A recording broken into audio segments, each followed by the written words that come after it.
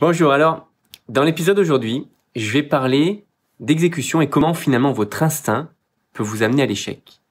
L'instinct, l'intuition, un feeling, une émotion, c'est ce qui vous permet d'être créatif. C'est essentiel, mais si on ne contrôle pas un minimum, ça peut vous amener à un total échec.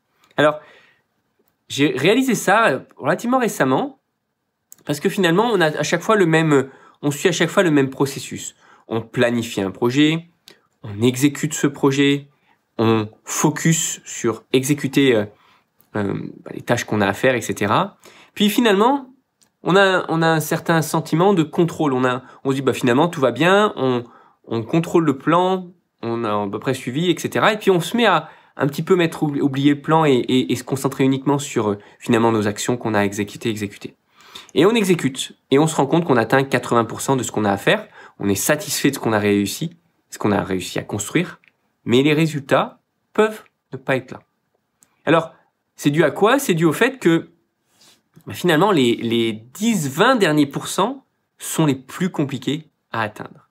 Et c'est la règle des 80-20 finalement. Les 20% restants vont souvent être ce qui va vous permettre d'obtenir 80% des résultats. Alors, pourquoi on a cette espèce de fil? Pourquoi on a du mal à exécuter ces 20 derniers pourcents?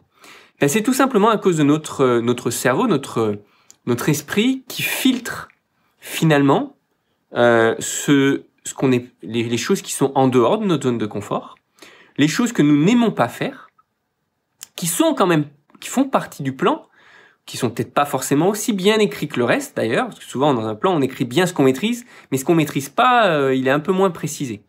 Donc notre subconscient, finalement, notre esprit va petit à petit mettre de côté et en quelque sorte oublier finalement les choses qu'on n'a pas envie de faire en fait, d'une certaine manière, ou qui sont un peu trop difficiles pour nous.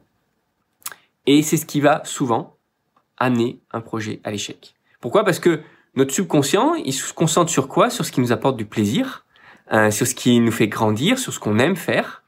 Et automatiquement, ce qu'on n'aime pas faire, souvent passe à la trappe. Donc, la solution, c'est quoi finalement?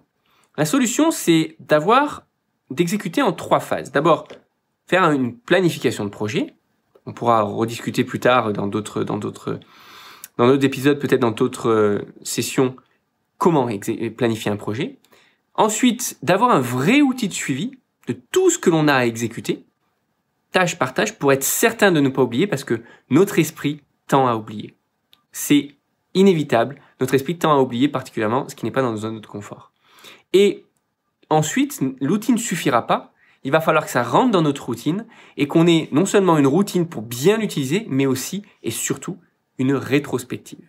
Une rétrospective de tout ce que l'on a pu faire, savoir si ça a bien été exécuté, si l'on n'a rien oublié, être certain, je dirais une fois par semaine, de checker tout ce qui devait avancer et de s'assurer qu'on n'a absolument rien oublié, sinon on n'atteindra pas nos objectifs.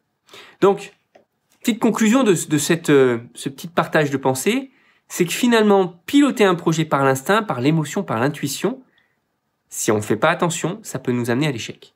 Et pour autant, c'est essentiel parce que l'intuition, l'instinct, le feeling, c'est ce qui va vous permettre d'être créatif, c'est ce qui va vous permettre de vous différencier, d'être vous-même et d'avoir des idées, des choses que les autres auxquelles ils n'auront pas forcément pensé. Donc c'est absolument essentiel sur la phase créative du projet, mais sur la phase exécution, ça peut être votre pire ennemi.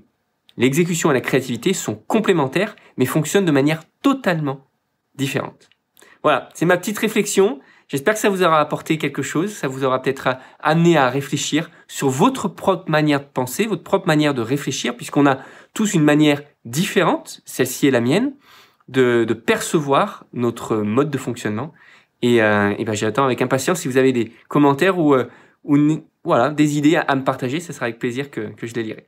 Je vous dis à très bientôt et portez-vous bien.